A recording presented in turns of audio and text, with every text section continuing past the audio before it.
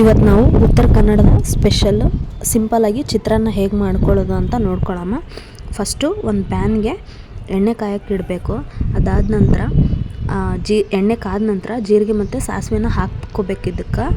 ಇದಕ್ಕೆ ಹಾಕೊಂಡ ನಂತರ ಅದಾದಮೇಲೆ ಇದಕ್ಕೆ ಇವಾಗ ನಾವು ಶೇಂಗಾ ಹಾಕ್ಕೋಬೇಕು. ಒಂದಿಷ್ಟು ಶೇಂಗಾ ಹಾಗೆ ಕಡಲೆಬೇಳೆ ಕೂಡ ಹಾಕ್ಕೋಬೋದು ನೀವು.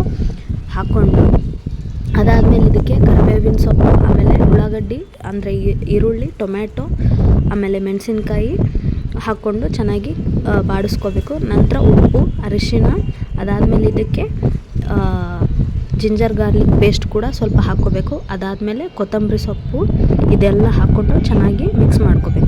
ನಂತರ ನೀವು ಎಷ್ಟು ತೊಗೊಂಡಿರ್ತೀರೋ ಅಕ್ಕಿ, ಅದಕ್ಕೆ 1 ಗ್ಲಾಸಷ್ಟು ಕಮ್ಮಿ ನೀರು ಹಾಕ್ಕೊಂಡು ಚೆನ್ನಾಗಿ ಕುದಿ ಬರಬೇಕಿದು. ಚೆನ್ನಾಗಿ ಕುದಿ ಬಂದ ನಂತರ ಅಕ್ಕಿನ ಒಂದು ಅರ್ಧ ಗಂಟೆ ಮುಂಚೆನೇ ನಾನು ತೊಳೆದಿಟ್ಟಿದ್ದೆ. ಇವಾಗ ಇದಕ್ಕೆ ಅಕ್ಕಿನ ಹಾಕ್ಕೊತಾ ಇದ್ದೀನಿ. ತೊಳೆದಿಟ್ಟಿರ್ತಕ್ಕಂಥ ಅಕ್ಕಿನ ಹಾಕ್ಕೊತಿದ್ದೀನಿ. ಚೆನ್ನಾಗಿ ಮಿಕ್ಸ್ ಮಾಡ್ಕೋಬೇಕು.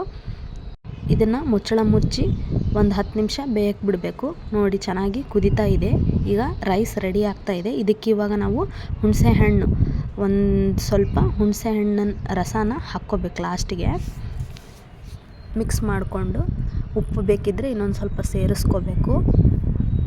ಆದಮೇಲೆ ಸ್ವಲ್ಪ ಮುಚ್ಚಳ ಮುಚ್ಚಿ ಇನ್ನೊಂದು 5 ನಿಮಿಷ ಬೇಯಿಸಿದರೆ ತುಂಬ ಈಸಿ ಮತ್ತು ಟೇಸ್ಟಿಯಾಗಿ ಉತ್ತರ ಕನ್ನಡದ ಸ್ಪೆಷಲ್ ಚಿತ್ರಾನ್ನ ರೆಡಿ ಆಗುತ್ತೆ.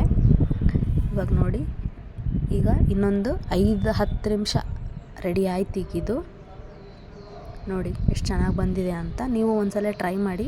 ಅದಕ್ಕಿಂತ ಮುಂಚೆ ನನ್ನ ಚಾನಲ್ಗೆ ಇನ್ನೂ ಸಬ್ಸ್ಕ್ರೈಬ್ ಆಗಿಲ್ಲ ಅಂದರೆ ಸಬ್ಸ್ಕ್ರೈಬ್ ಆಗಿ. Thank you for watching the video. Please ಒಂದ್ಸಲ ಟ್ರೈ ಮಾಡಿ ಇದನ್ನು ಮನೆಯಲ್ಲಿ. Thank you.